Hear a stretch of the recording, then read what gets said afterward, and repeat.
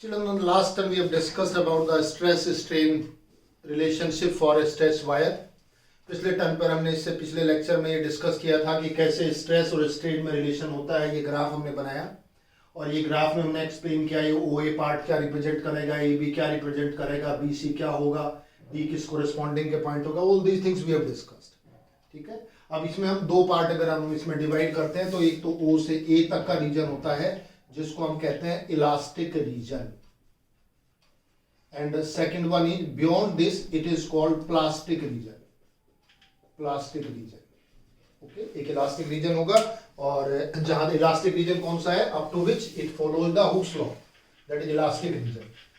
अब बच्चों इस इलास्टिक रीजन की इसके बेस पर हम क्या कर सकते हैं, we can define the material on the basis of this stress versus strain graph. इसके बेस पे हम मटेरियल को हम डिफाइन कर सकते हैं. कितने टाइप्स के होते हैं, तो टाइप्स ऑफ materials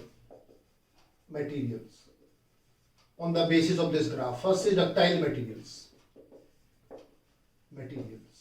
अब ये कौन से मटेरियल्स होते हैं बच्चों, these are those materials which have large plastic range beyond elastic limit. तो कौन से मटेरियल्स हैं, these are those materials which have large plastic range beyond elastic limit. Elastic limit से आगे ये जो रेंज है जिसकी लार्ज प्लास्टिक रेंज होती है उन सबको हम डक्टाइल मटेरियल्स कहते हैं. जितने भी मेटल्स हैं, एलॉय हैं, वो सब इसी कैटेगरी को बिलोंग करेंगे. ऑल मेटल्स एग्जांपल है, मेटल्स हो गए, एलॉय हो गए हैं, एलॉय वो सब इसी को रिप्रेजेंट करते हैं. एल्यूमिनियम वायर है, स्टील वायर है, कॉपर वायर है, तो वो इस तरह से इसको फॉलो करता है. तो बच्चों एक मटेरियल तो ये वाले मटेरियल हो गए. इन्हीं के बेस पे हम मशीनरी में डिसाइड करते हैं, जो मशीनरी होती है उनमें किस पार्ट्स को किस मटेरियल से बना होता है वो हम डिसाइड करते हैं. सेकंड होता है इसमें बच्चों ना, second is this is ductile and brittle material. Second part is brittle materials. These are those materials which have very small plastic range. Those materials which have very small plastic range beyond elastic limit. Elastic limit से beyond जिनकी plastic range बहुत कम होती है, means बहुत आसानी से टूट जाते हैं. जैसे आप इलास्टिक लिमिट से बियॉन्ड जाते हैं, स्ट्रेस अप्लाई करते हैं तो वो टूट जाते हैं. और इनमें जैसे ग्लास होता है आपका, या फिर कास्ट आयरन होता है, कच्चा लोहा जो होता है, या ग्लास से बने हुए मटेरियल्स जो होते हैं, वो सब इस कैटेगरी में आते हैं बच्चों. उन्हें कहते हैं ब्रिटल मटेरियल्स. ठीक है.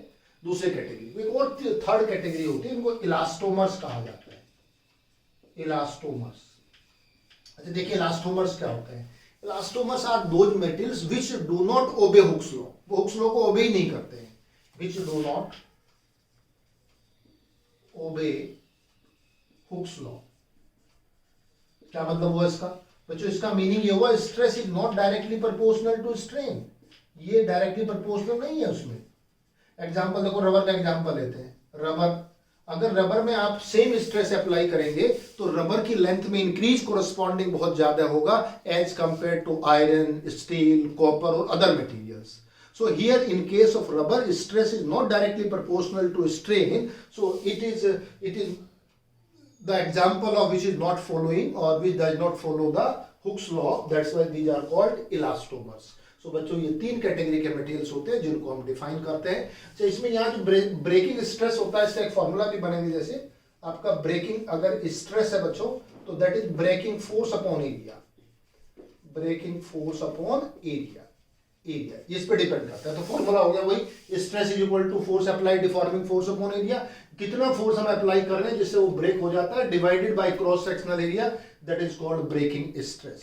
So for different cross sectional area, for the wire of different cross sectional area, different thickness, the breaking force will be different because breaking stress will remain same. So breaking force उसी के according आएगा. Area आपने कितना लिया है, कितनी thickness ली है, उसी के अकॉर्डिंग आपका ब्रेकिंग फोर्स अप्लाई हो जाएगा उसमें.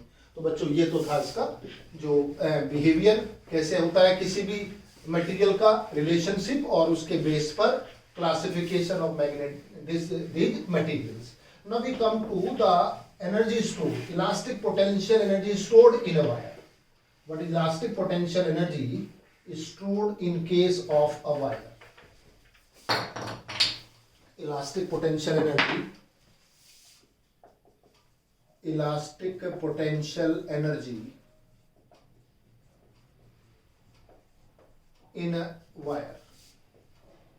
किसी भी स्ट्रेस वायर में, जब वायर को स्ट्रेस करते हैं तो उसमें पोटेंशियल एनर्जी आ जाती है. कैसे पोटेंशियल एनर्जी आती है?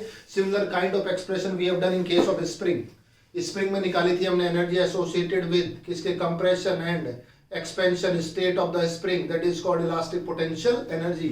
यहाँ भी वायर को आप स्ट्रेच करते हैं, स्ट्रेच करने के बाद उसको रिमूव करते हैं फोर्स को, डिफॉर्मिंग फोर्स को, it regains its original configuration. Why? Because some of the potential energy is stored in the wire, which is called elastic potential energy.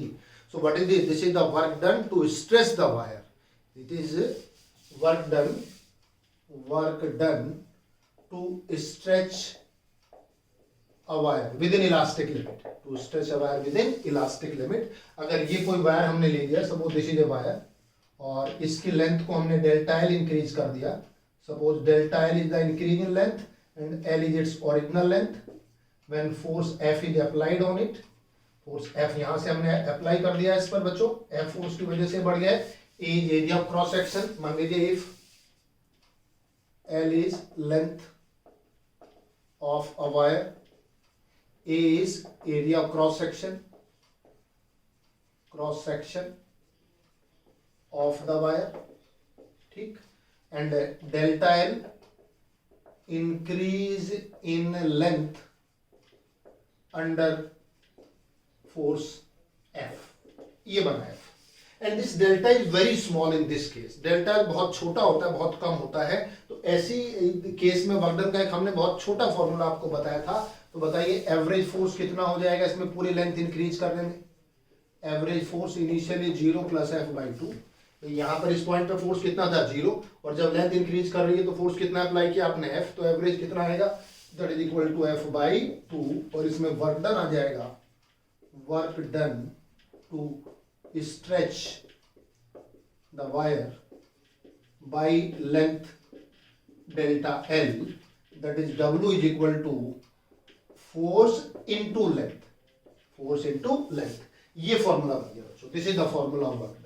ठीक है, ये फॉर्मूला तभी अप्लाई करते हैं जब डेल्टा एल बहुत कम होता है, स्मॉल होता है. तो हम इसको एवरेज फोर्स लेकर के टेक्निक से सॉल्व कर देते हैं. और जब ये दूसरा ज्यादा होता है जिसमें डेल्टा लेंथ एक्सटेंशन बहुत ज्यादा हो जाए इन केस ऑफ स्प्रिंग, तो वहां क्या करते हैं, इसमें हम dx डिस्टेंस के लिए निकाल के और फिर इंटीग्रेट करते हैं initial value to final value. तो ये दोनों में डिफरेंस है बच्चों. तो ये छोटा मेथड है, हम उससे भी कर सकते थे. डेल्टा एक्स मान करके इसको इंक्रीज कराएं 0 से, फिर यहाँ तक इसको इंटीग्रेट करें. ये बहुत आसान तरीका होगा, छोटे तरीके से हमने बता दिया. And this work done appears for elastic potential energy. So elastic potential energy U is equal to 1/2 F into delta L. ये फॉर्मूला हो गया बच्चों. अच्छा देखिए, इस फॉर्मूले को हम क्या करते हैं, ये तो इलास्टिक पोटेंशियल एनर्जी हो गया. इसको हम ऐसे लिखते हैं, F/A delta L/L A into L. क्या किया हमने? AL से डिवाइड, AL से मल्टीप्लाई. क्यों डिवाइड और मल्टीप्लाई किया? देखो ये रीजन आपको समझ आ जाएगा. इसको क्या कहते हो? Deforming force upon area is called stress. Delta L/L is called strain. And what is this? This is A into L. A is the area of cross section, L is the length, that is called volume of the wire. Volume of the wire. तो बच्चों ये formula भी बन गया है. This is another formula. एक formula ये हो गया, एक फॉर्मूला ये हो गया. और इसमें एनर्जी डेंसिटी भी निकाल देते हैं. एनर्जी डेंसिटी क्या होता है? एनर्जी डेंसिटी होती है energy per unit volume, A/L. Energy per unit volume. और ये हो जाएगा that will be half stress into strain. ये एनर्जी डेंसिटी हो गया. ठीक है, तो एनर्जी डेंसिटी कितना होता है? Energy divided by volume. और वॉल्यूम कितना हो जाएगा? A into L. वॉल्यूम को इधर ले आइए, half stress into strain. So this is the expression for energy stored in the wire. कितनी इलास्टिक पोटेंशियल एनर्जी स्टोर हो जाएगी इस वायर को स्ट्रेच करने में, ये इसका डेरिवेशन हो गया, इसका एक्सप्रेशन हो गया. एक और इसमें छोटी सी टर्म होती है जिसको हम यूज करते हैं, उसे कहते हैं पोइसन्स रेशियो. Poisson's ratio. अच्छा, ये तो हमने जितने भी एग्जांपल्स लिए सब में हमने थिकनेस को बहुत ही स्मॉल माना. और हम कहते हैं जब लेंथ में इंक्रीज होता है, चेंज होता है, तो there is negligible change in the diameter of the or in the thickness of the wire. लेकिन अगर इसी केस को हम थिक वायर पर अप्लाई करें, when we apply this case like this, suppose this is a wire and we have applied a force on it, then what will happen? Then this is a force F. So here this is radius R and this one is R minus delta R minus delta. So the thickness will decrease or the radius will decrease when length will increase. This is L and this one is delta L.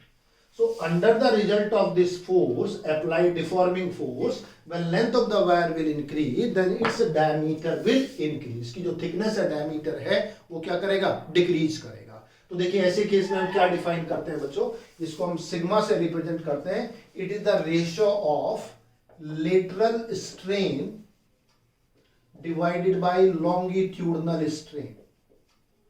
अच्छा, lateral strain तो ये होता है जो diameter के along आता है, thickness के अलोंग आता है। लॉन्गिट्यूडनल होता है जो along the length longitudinal along the thickness, क्या माना जाएगा इसमें? That is lateral strain. और इसको हम डिफाइन करते हैं delta R upon R divided by delta L upon L, और यहां माइनस साइन लगा देते हैं, where R is the radius.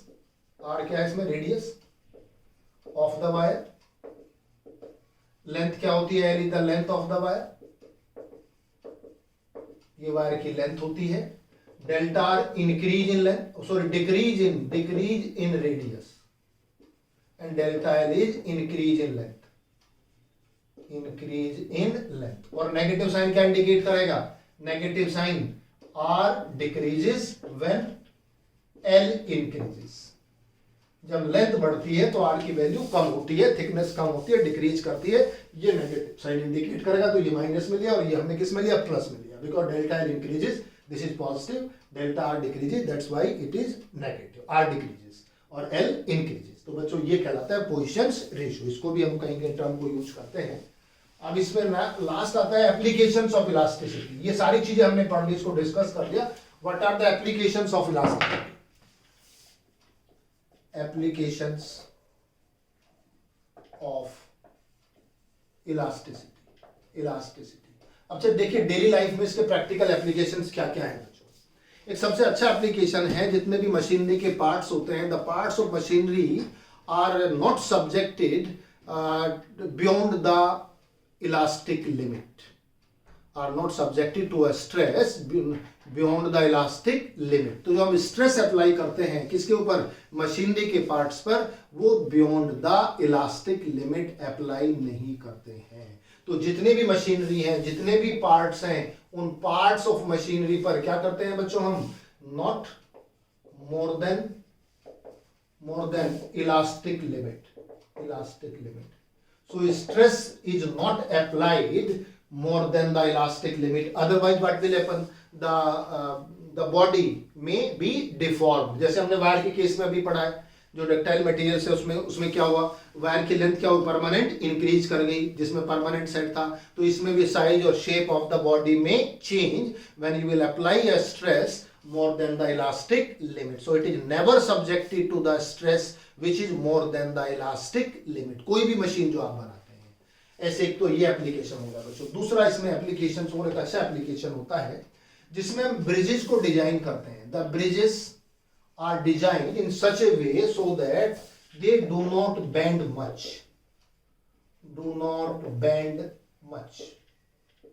Under the heavy traffic of it. जब ब्रिजेस के ऊपर बहुत हैवी ट्रैफिक होता है तो उस हैवी ट्रैफिक के केस में ये ट्रैफिक बैंड नहीं होने चाहिए बहुत ज्यादा। अगर ये इस तरीके से बैंड हो जाएंगे तो ये क्या होगा? यहाँ से टूट जाएंगे। अगर हम यहाँ वेट लग कर देते हैं, फोर्स अप्लाई कर देते हैं, वेट नहीं है, कोई भी फोर्स है, ट्रैफिक का लोड है ऊपर से, तो ये बैंड नहीं होना चाहिए। ये कंडीशन हम लेते हैं, इसको इस तरह से हम डिजाइन करते हैं। अब इसके लिए डिजाइन करने से क्या होगा बच्चों? इस तरह से डिजाइन करने से जो हम इसकी थिकनेस है, तो थिकनेस ज्यादा रखते हैं, और दूसरा ये जो दो पोल है उनके बीच के डिस्टेंस कम रखते हैं। तो आपने जब कभी भी देखा होगा जो मेट्रो ट्रेन है, मेट्रो ट्रेन ऊपर से जाती है तो जो उसके नीचे पोल्स होते हैं, तो ऐसा नहीं कि एक पोल यहाँ और 1 किलोमीटर दूर जाके बनाया। पोल्स के बीच का एक लिमिटेड डिस्टेंस होता है, ठीक है, बहुत कम डिस्टेंस होता है। जितने हाईवे बनते हैं ऊपर से, जितने फ्लाईओवर्स बनते हैं उनके नीचे भी पिलर्स बने होते हैं, तो पिलर्स के बीच का जो डिस्टेंस है वो कम रखा जाता है और इसकी जो थिकनेस होती है ब्रिज की वो ज्यादा रखी जाती है। और देखिए वो कुछ इस तरीके से भी होता है बच्चों, इसमें ये जैसे हमने कोई थिकनेस रखी, मान लीजिए ये थिकनेस है, समटाइम्स व्हाट हैपेंस, अगर इस थिकनेस के ऊपर ज्यादा लोड आ जाता है ऊपर से, तो ये थिकनेस क्या कर जाता है, ये क्या हो जाता है, ये बेंड हो जाता है, sometimes it bends like this, ये बेंड हो सकता है बीच में से। तो इस बेंडिंग को बचाने के लिए क्या करते हैं, इसको बकलिंग कहते हैं, this is called buckling, bending of this bridge, ये बेंड हो जाना बीच में क्या कहलाएगा, बकलिंग। इसको हम बचाने के लिए क्या करते हैं, इसको आई शेप कर देते हैं, आई शेप, ये आई शेप के आपने बना दिए। आई शेप का मतलब है जो फोर्स होगा वो यूनिफॉर्मली डिस्ट्रीब्यूटेड होगा, किसके ऊपर, on this surface as well as on this surface, और एरिया बढ़ जाएगा, तो इसलिए क्या होगा, ये बकलिंग नहीं होगी, बेंड नहीं होंगे, ये डिफरेंस आ जाएगा बच्चों। तो ये भी बड़ा अच्छा एग्जांपल है। तीसरा इसमें आता है बच्चों, height of mountains, height of mountains can be decided, can be found on the basis of elastic strength of earth, elastic strength of earth।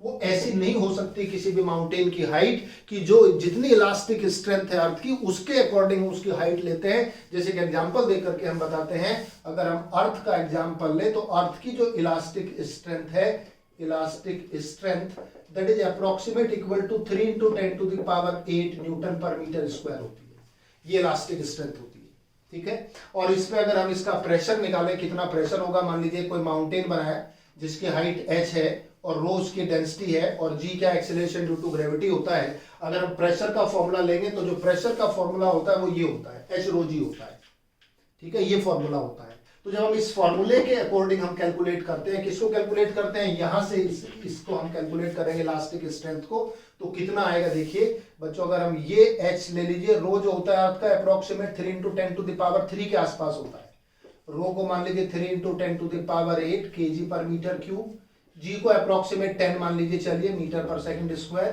तो height into density into G, it should not exceed this one. अब देखते हैं इसमें इतना आता है कि नहीं, तो हाइट हम यहां से निकाल लेते हैं 10 की power 4, approximate 10 to the power 4 आता है बच्चों, अप्रोक्सीमेट। तो यहां जो हाइट ऑफ द माउंटेन है वो 10 to the power 4 मीटर के आसपास, इससे ज्यादा नहीं हो सकती।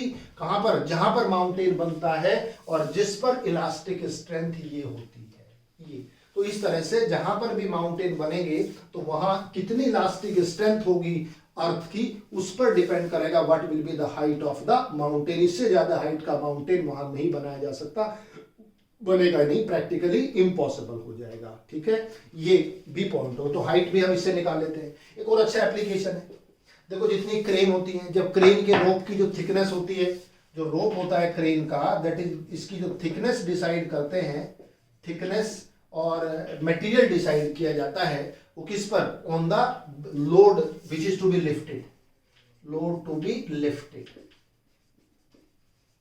आपने को क्रेन बनाई और उस क्रेन से आपको कोई लोड उठाना है, ऊपर लोड उठाना है, तो उस जो आपने जो रोप लिया है उस रोप किस मटेरियल से बना होगा, कितनी उसकी थिकनेस होगी, that is decided on the basis of the knowledge of elasticity.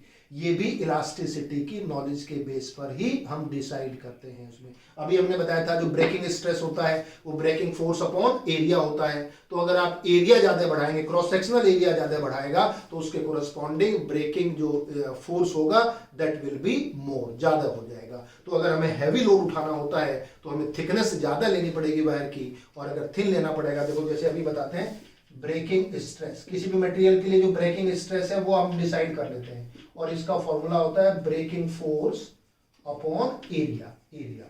For a fix value of breaking stress, more area more breaking force. तो अगर आपको ज्यादा हैवी लोड उठाना है, you need a greater force to apply on it then you need a thick rope of the material used to lift it or used in the crane के अंदर। तो बच्चों ये कुछ एग्जांपल्स हैं जिसमें हम लेते हैं, और इन्हीं एग्जांपल्स में एक और एप्लीकेशन इसमें आता है, और वो एप्लीकेशन आता है बच्चों इसमें, जो शाफ्ट होती है वो शाफ्ट की जो थिकनेस होती है वो होलो शाफ्ट जो होती है वो ज्यादा स्ट्रोंगर होती है as compare to solid shaft. ये डस्टर हमने ले लिया, अब यहां से लिख दीजिए। देखिए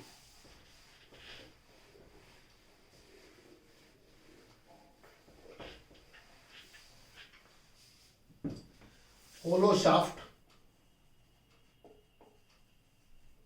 is more stronger than solid shaft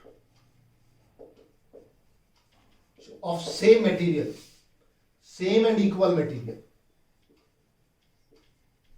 ये लास्ट एप्लीकेशन होगा। एक और एप्लीकेशन बताते हैं, जैसे आपके जितने भी इलेक्ट्रिक पोल्स होते हैं वो सारे कैसे बनाए जाते हैं, होलो बनाए जाते हैं। इलेक्ट्रिक पोल जो होते हैं सर्कुलर जो बनते हैं वो होलो होते हैं अंदर से उसी मेटेरियल के। अब उसका रीजन क्या है, देखिए उसका रीजन ये है बच्चों, एक इसमें हम फॉर्मूला यूज करेंगे और उसे कहते हैं torque per unit twist, per unit twist. Twist इसका एक फॉर्मूला होता है and that is equal to pi G R to the power 4 upon 2 है। ये फॉर्मूला होता है। Where is the length, R is the radius, G is the which one, this is the modulus of rigidity. उसको हम जी से भी represent कर सकते हैं और पाई इसमें कांस्टेंट हो गया, ये टॉर्क हो गया। तो जहां हमने ईटा लिया था, डिफाइन किया था, उसकी जगह हम जी ले सकते हैं। ये फॉर्मूला होता है, this is for torque per unit twist के लिए। ठीक है, पर यूनिट ट्विस्ट क्या होगा, किसी भी एंगल पर, जैसे ये आप इसको कितना ट्विस्ट कर सकते हैं पर यूनिट ट्विस्ट। तो यूनिट ट्विस्ट के लिए जो हम टॉर्क अप्लाई करते हैं वो ये फॉर्मूला होता है, इसकी हेल्प से हम निकालेंगे।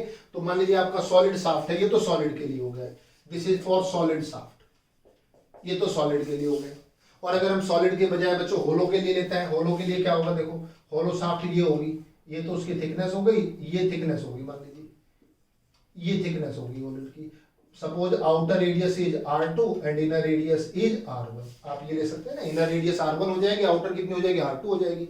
ये उसकी थिकनेस है, ये इस मटेरियल से बनी हुई है शाफ्ट, ये बनी हुई है। तो बताइए कितना हो जाएगा for hollow shaft, for hollow shaft torque dash कितना हो जाएगा, पाई जी, और मटेरियल कितने में लगेगा, R2 की पावर 4 माइनस R1 टू की पावर अपॉन 2 है। ये बन गया ना, यही तो मटेरियल है, तो खाली है बीच में से, तो होलो है बीच में से, ये मटेरियल है इतने एरिया में, तो पाई R2 square minus pi R1 square, ये आपने निकाल लिया।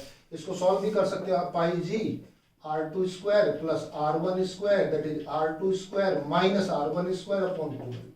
And since the material is equal, material equal है तो दोनों का वॉल्यूम सेम होना चाहिए। और अगर वॉल्यूम निकालेंगे तो ये तो सॉलिड का वॉल्यूम हो गया, वॉल्यूम सॉलिड, और लिक्विड इसका कितना, सॉरी इसका होलो का कितना होगा, पाई, this is R2 minus R1 का क्या आएगा, स्क्वायर इनटू L, ये आ जाएगा। और यहाँ से पाई एल दोनों का कैंसिल हो जाएगा और R square is equal to R2 square minus R1 square.